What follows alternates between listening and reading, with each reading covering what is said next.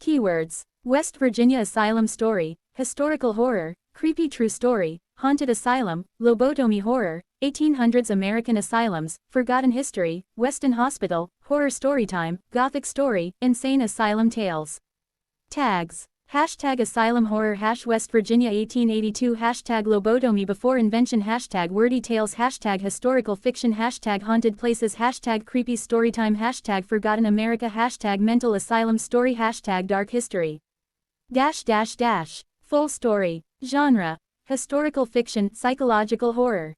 Setting: West Virginia, USA. Year: 1882.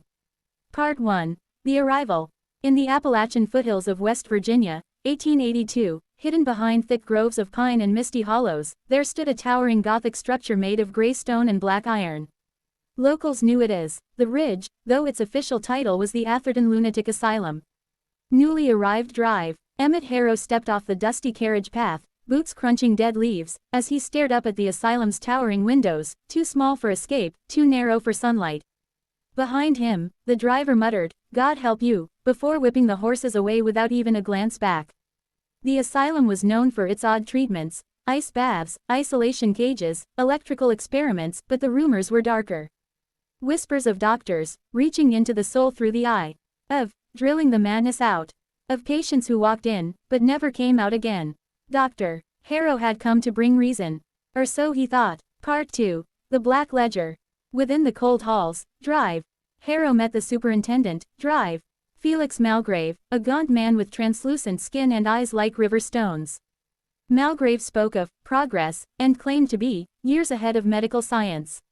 He handed Harrow a small, locked leather-bound book.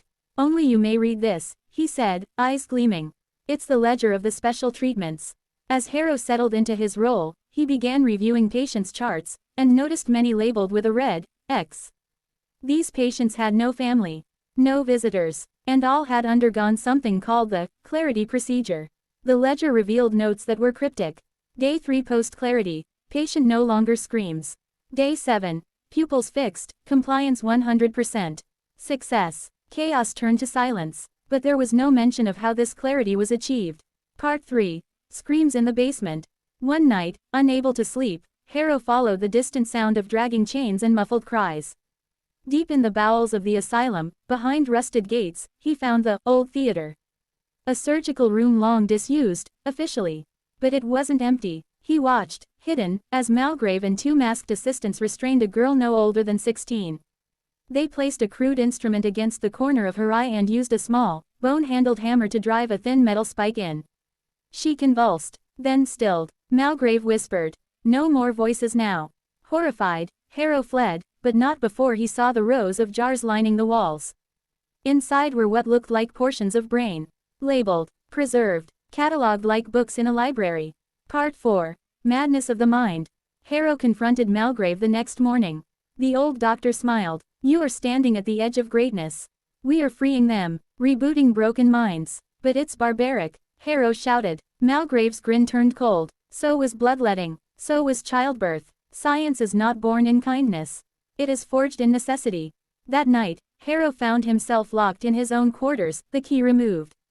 He realized then, he was now part of the experiment. Part 5. The Forbidden Patient. Harrow befriended an old orderly named Thomas, who showed him a hidden records room in the East Wing, long sealed off after a fire. There, Harrow discovered the file of patient 0, a Civil War soldier who had suffered battle trauma, and was the first recipient of the Clarity procedure, in 1868. That was 70 years before the world would even coin the term lobotomy. The soldier's post-surgical report read, "He no longer cries, no longer rages. He only smiles. Always. Even in sleep." But the attached photo chilled Harrow to the bone. The man's eyes had been removed. And yet, the corners of his lips curled upward, like a puppet on a string. Part 6. Escape from the asylum. Harrow knew he had to flee. He gathered the ledger, the files, and made plans to burn down the old theater to end the procedures forever. But Malgrave was waiting. They struggled in the surgical room. Fire caught the curtains. Flames began to eat the dry wood and linen. Malgrave grabbed a spike, lunged, and Harrow drove it into his temple instead. The old doctor fell, smiling. Harrow escaped through the delivery tunnels with Thomas, both coughing smoke, barely alive. Part 7. Legacy buried. The fire was blamed on faulty heating. The records were lost. Harrow left medicine and disappeared into obscurity. Only the Black Ledger survived, hidden away, its pages never officially published. In 1935, Portuguese neurologist Antonio Egas Manas introduced the leucotomy, later called the lobotomy. But Harrow, and the ghosts of Atherton Asylum, knew the truth. They had done it all decades earlier. Without consent, without understanding, not for science, for control. Aftermath epilogue. To this day, the ruins of Atherton Asylum still stand, shrouded in fog and silence. No one goes near. Locals say on quiet nights, you can hear the tapping of metal on bone. And the faint, echoing scream of a mind being emptied.